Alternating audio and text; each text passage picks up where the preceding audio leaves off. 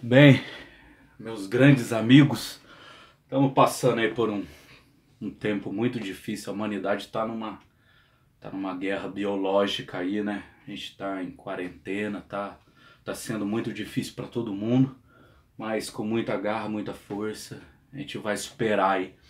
Mas pra gente conseguir então superar essa quarentena, vamos falar um pouco de rock and roll então aí para vocês, no álbum aí mais influente do século XX, né?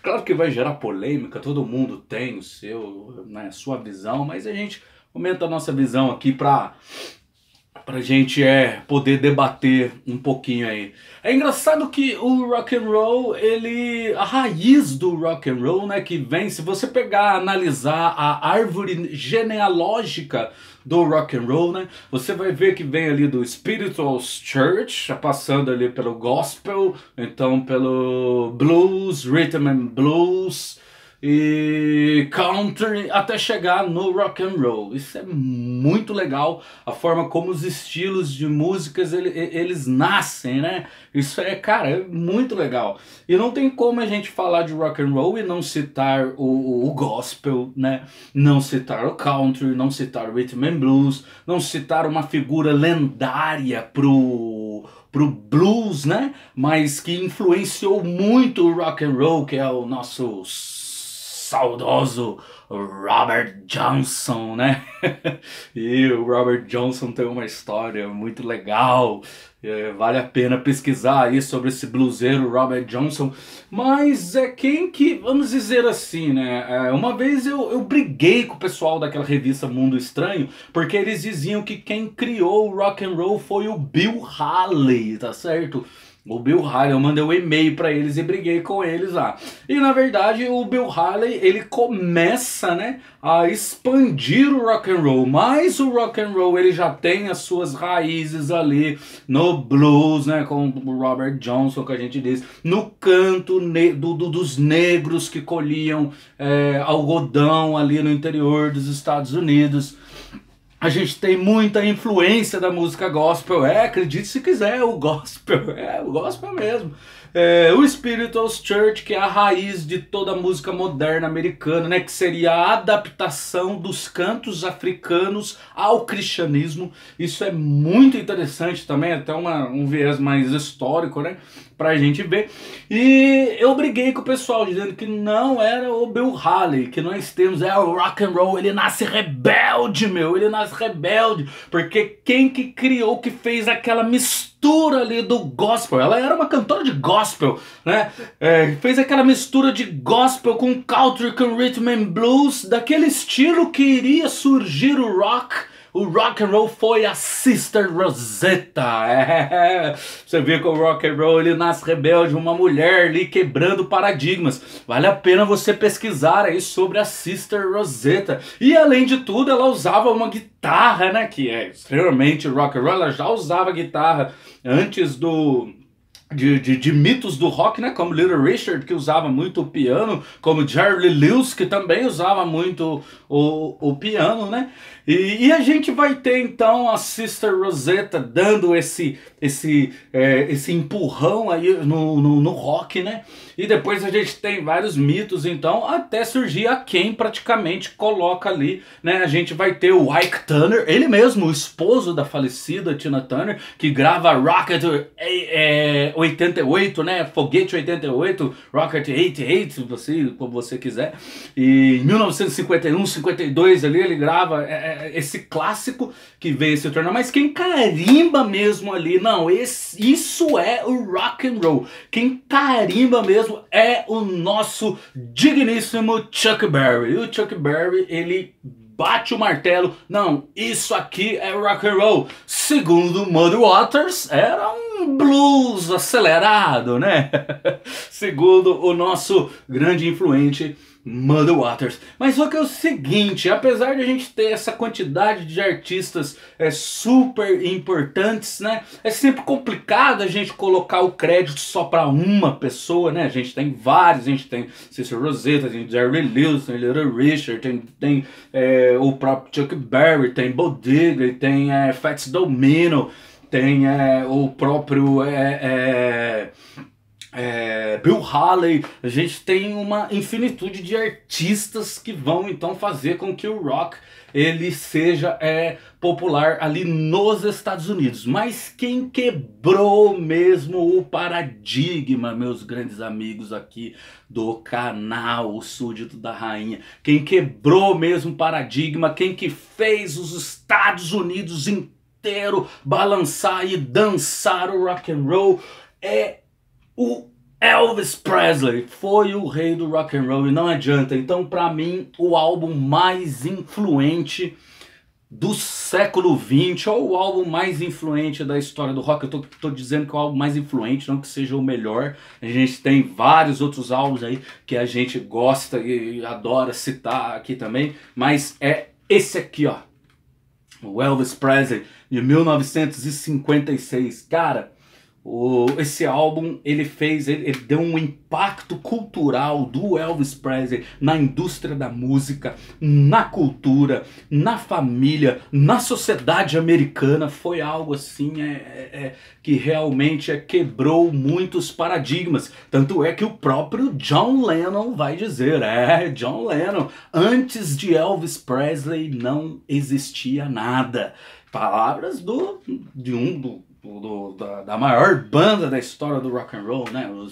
Os Beatles. Então, esse álbum aqui, ele é um clássico. É o álbum que tem Heartbreak Hotel, é o álbum que tem Blood, Sweat Shoes, é o álbum que tem Tutti Frutti, é o álbum que tem I Want You, é o álbum que tem também I Never Will Let It Go, e o clássico Blue Moon, que o Raul Seixas até chega a cantar.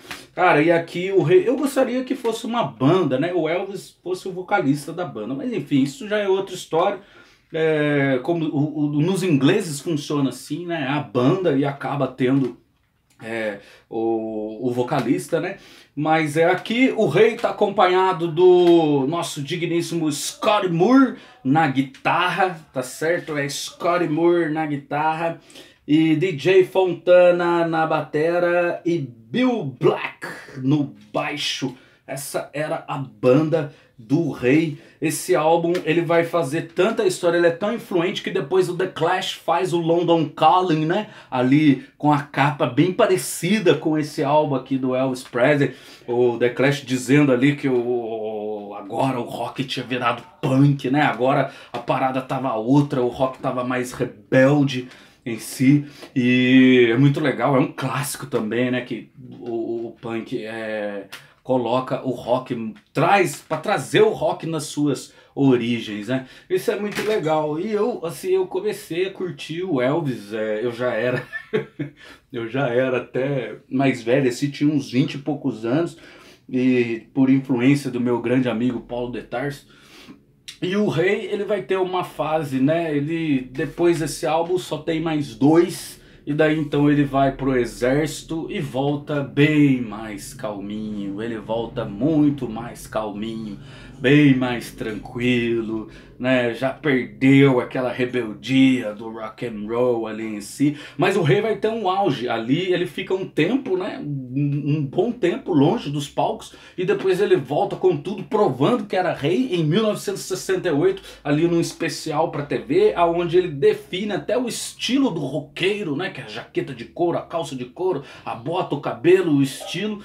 Mas a partir ali de 1969 e 70, o Elvis Presley ele começa a tomar outro rumo na carreira. Tem muita coisa legal, é claro que tem. Suspicious Minds dessa época. O rei ele começa a gravar então com um coral, né? Um coral começa a acompanhar, ele começa a acompanhar a sua banda, um coral de negros. Isso foi muito legal. e mostra aí que o rei combatia, assim, prova, né, que o rei combatia o racismo devido a essa quantidade de negros que acompanhava ele nos shows, mas ele começou a fazer show mais em cassinos, ali em Las Vegas, aquela rebeldia dessa época aqui, acabou perdendo, ali até 1970 ele ainda tá bem, em 1973 no A Hole from Hawaii, né, que é o live em Havaí, que foi transmitido ao vivo via satélite para praticamente o mundo inteiro assistir, ou grande parte dele, né, para assistir. O rei ainda estava bem, mas ele já tinha pegado outro estilo, já estava em outra pegada, já começou a usar aquelas roupas, aqueles anéis e tal. É legal, é bacana também, mas o Elvis começou a ficar muito aquele cantor repetitivo, ele começou a cantar muito cover, ele começou a pegar umas canções assim, tipo canções dos Beatles, meu povo. O Elvis tem que cantar a música dele, cara. As músicas dos Beatles, assim, pra mim, né, pelo menos não combina com o Elvis. Ele canta Something, né, que é uma canção linda, maravilhosa, mas não combina, assim, com o Elvis Presley pra mim, na minha opinião.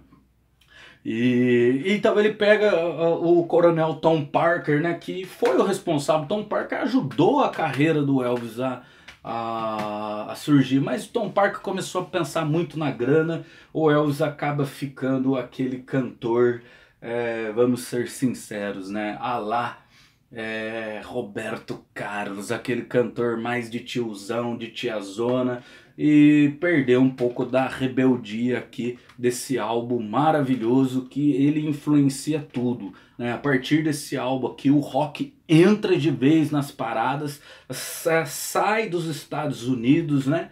Influencia as bandas inglesas, principalmente os Beatles. Então assim, né, cara, se não fosse por ele, se não fosse por esse álbum aqui, o rock and roll não iria, né, ou poderia até ser outro, mas a história tá aí pra gente estudar. Foi esse álbum que vai então, e ele vai alavancar esse estilo que, quem diria, vem ali do interior dos Estados Unidos, Mississippi, Memphis e etc. E vai então conquistar o mundo. Vale a pena você ouvir, vale a pena você ver essa influência que o Elvis Presley tem na cultura pop, na cultura, na sociedade e principalmente na indústria musical. Cara, esse álbum aqui abalou as estruturas mesmo e vai influenciar todas as bandas que vêm depois dele. E assim, então, o resto é história. Vale a pena você ouvir aí, mas infelizmente o rei morre, né, de uma maneira aí bem eu não vou dizer trágica, mas uma maneira muito triste, né? E acaba deixando aí uma legião de fãs. Ele já tinha, assim, pra mim, ele já tinha se perdido bem ali no final da carreira dele, né? Ele tem umas épocas que ele ainda tá bem, mas depois ele começa a ficar muito repetitivo e perde um pouco daquela rebeldia que ele tinha dos anos 50. Eu prefiro mais os anos 50, mas eu gosto também dos anos 70, eu gosto de bastante coisa que foi lançado naquela época, mas eu prefiro essa época aqui. Cara, esse álbum é muito influente. Se você é do rock and roll, se você curte música, esse aqui, ele agrada até aquele seu vizinho pagodeiro, fã de flashback, que se diz que ouviu Elvis nos anos 70, mas não ouviu nada. Se você perguntar quem que era o guitarrista do Elvis, ele não sabe. E agrada até se vier aquela sua tia que diz que viveu os anos 60 e só ouvia Vanderlei Cardoso e Jovem Guarda e se dizia fã do Elvis. Mas na verdade o que eles ouviam mesmo era o Roberto Carlos. E os roqueiros ouvem o grande Elvis até hoje. Um abraço aí pra você.